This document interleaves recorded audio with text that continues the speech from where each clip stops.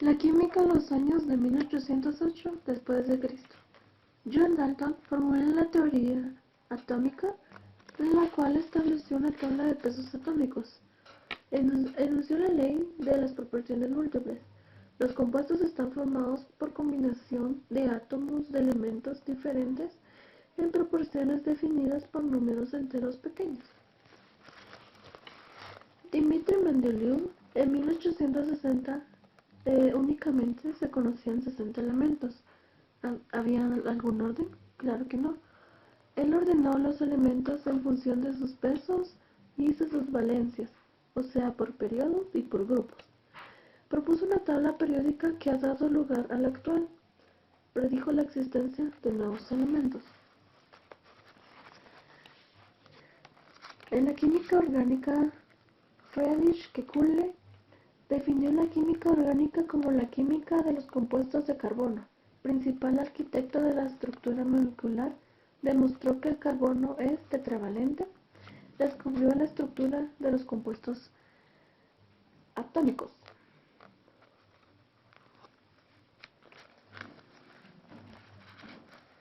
En 1808, los nuevos elementos, o sea, los gases nobles, fue descubierto por William Ramsay. Descubre un nuevo gas que se llama argón. Más tarde identificaron el resto de gases de interés de inertes. Marie y Pierre Curie descubren un nuevo elemento radioactivo llamado radio. Aclaran la naturaleza de la radioactividad y radiación atómica. Louis Pasteur en 1828 descubrió la existencia de los isómeros ópticos, sustancias identificadas que desvían el plano de la luz polarizada en sentidos opuestos. Friedrich Wöhler sintetiza la urea a partir del calentamiento del cianato amónico o sal inorgánica. En 1899, Kohl sintetiza sal sódica del ácido salicílico. Felix Hoffmann sintetiza el ácido acetilsalicílico, o sea, la aspirina. Ya entrando en el área de fármacos, en 1928, Heinrich Weyland es el cual descubrió los esteroides. Y por último, tenemos a Alexander Fleming, el cual descubrió la penicilina, el cual fue nuestro primer antibiótico. 1900 años antes de Cristo. El fuego fue la primera reacción química de importancia que controlaron los humanos. Hay restos datados hacia alrededor de 50.000 años que atestiguan el dominio del fuego. Este logro se considera una de las teorías más importantes de la historia. Fue la base para el control de otras reacciones químicas como derivadas de la cocción de los alimentos que facilitaron su digestión y disminuían la cantidad de microorganismos patógenos de ellos. Más tarde, las tecnologías más complejas como la cerámica, la fabricación de ladrillos, la metalurgia, el vidrio, medicinas y otras sustancias contenidas en las plantas, 10.000 años antes de Cristo. Trabajos de cerámica, alfarería y vidrería, China, India y Egipto. En Egipto se descubrieron determinados minerales. La cerámica se cubría con una capa muy dura, menos rocosa y brillante. El esmalte, cuyo color se podría cambiar con pequeñas cantidades de otros minerales. En China se perfeccionó la fabricación de cerámicas hasta dar hasta las porcelanas. Durante los siglos China mantuvo el monopolio en la fabricación de porcelana. 6.000 años antes de Cristo, primeros trabajos de metalurgia en frío en la India y posible surgimiento de la alquímica en Egipto y China. El primer metal empleado por los humanos fue el oro, que puede encontrarse de forma nativa, por lo que no necesita transformaciones químicas.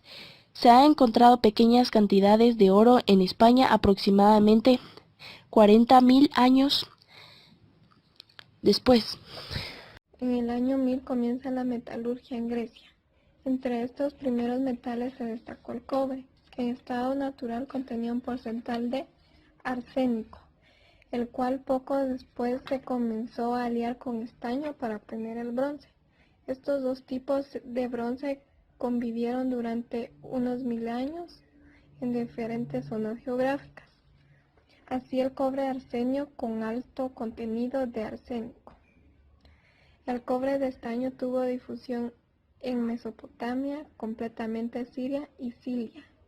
La única religión donde estos dos tipos de bronce convivieron fue en Mesopotamia. Luego surge la interpretación griega de la materia: fuego, aire, agua y tierra. Aristóteles afirma que en el espacio está completamente lleno de sustancia y por consiguiente que el vacío no existe. Por otro lado, Demócrito, que nació algunos años antes que Aristóteles, postulaba que al dividir un cuerpo material se podría llegar, con instrumentos con los que él no contaba, a obtener una porción mínima de materia, que ya no sería divisible. A estas partículas las llamó átomo, palabra que en griego significa precisamente no visible, y a su postura se le llama atomismo.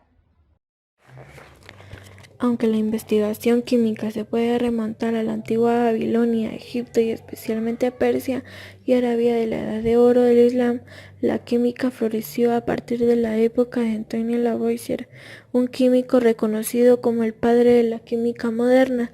En el siglo XIX, tras haber aparcado el atomismo desde la antigüedad y únicamente esbozaba los modelos mecánicos corpusculares, la teoría atómica es retornada por John Dalton, quien postuló que los átomos eran partículas indivisibles que permanecen inalteradas en los compuestos. La historia de la química se entrelaza con la historia de la física, como en la teoría atómica, y en particular con la termodinámica. Desde sus inicios con el propio Lavoisier y especialmente a través de la obra de Willard Gibbs, la obra del químico holandés John Baptist van Helmont, El origen de la medicina, publicada póstumamente en 1648, se considera la principal obra de la transición entre la alquimia y la química e influyó notablemente en Robert Boyle. El libro contiene el resultado de numerosos experimentos y enuncia una versión inicial de la ley de conservación de la masa Baptist van Helmont, que trabajó en el periodo inmediatamente posterior a Paracelso y su iatroquímica. 1748. Ulloa descubre el platino en Sudamérica, primer elemento químico descubierto en América. 1756. Lomond introduce la matemática a la química. 1789. Método de nomenclatura de Lavoisier y Morvean. 1789. Tratado de la química de Lavoisier y nacimiento de la química moderna y derrumbe de la teoría de fracciones. 1796. Primera cátedra de química en Nueva España en el Colegio de Minería. 1803. Andrés del Río descubre el vanadío en Nueva España. No se le conoce hasta los mediados de los años 30 del siglo XIX, segundo elemento químico descubierto en el continente americano. 1808. Dalton y las leyes de proporciones atómicas. 1832. Wöhler sintetiza la urea a partir de los compuestos inorgánicos, derrumbe de la teoría de fuerza vital y división de la química en orgánica e inorgánica. 1869. Mendeley publica la tabla periódica de los elementos. 1897. Thomson, el primer modelo atómico y descubrimiento del electrón y los rayos catódicos. 300. Rutherford y el concepto del núcleo atómico. De 1800 a 1910, Bohr y los niveles atómicos. 1915, Millikan determina la carga y la masa del electrón. Y 1920, descubrimiento del electrón y neutrón.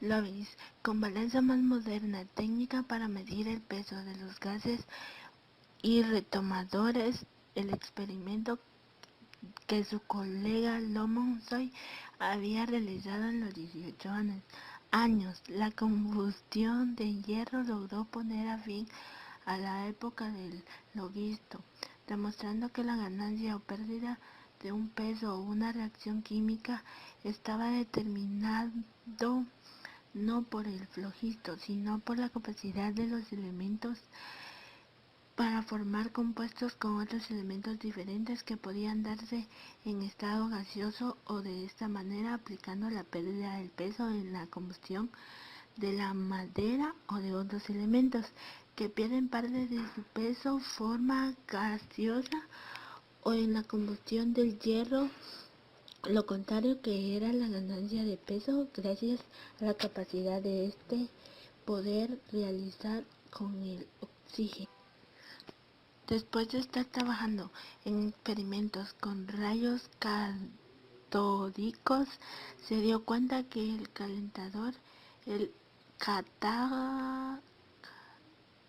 cátodo, en un tubo de Crookes, una corriente eléctrica viaja hacia el ánodo, que está revertido eléctricamente, viaja hacia el ánodo, que está revestido de una capa de fósforo fluorescente, y se proyecta en sombra al extremo del vidrio del tubo. De esta manera, Thomson infiere que para este suceso el átomo puede ser esfera masiva positiva que tenía un interior carga negativa incrustada, conocido como el modelo del pudín del paso. El experimento de Rutherford consiste en bombardear una lámina de oro con partículas alfa. Según el método de Thomson, este rayo pasaría al otro lado sin ninguna dificultad. Lo cual sucedió fue al otro lado sin ninguna dificultad. Los rayos alfa se desviaron, otros rebotaron y algunos pasaron. Por esta razón, Rutherford concluyó el átomo estaba compuesto en un núcleo positivo, en la cual estaba rodeado por unos electrones que gravitaban alrededor de este, y la mayor parte del átomo era Mr. Lover, now Mr. Lover, girl, Mr. Lover, now Mr. Lover. She call me Mr. Bombastic, tell me fantastic. Touch me on me back, she says I'm Mr. Romantic. Call me fantastic, touch me on me back, she says I'm Mr. Smooth, just like a silk, soft and cuddly, hug me up like a quilt. I'm a lyrical lover, now take me pin up filled with my sexual physique.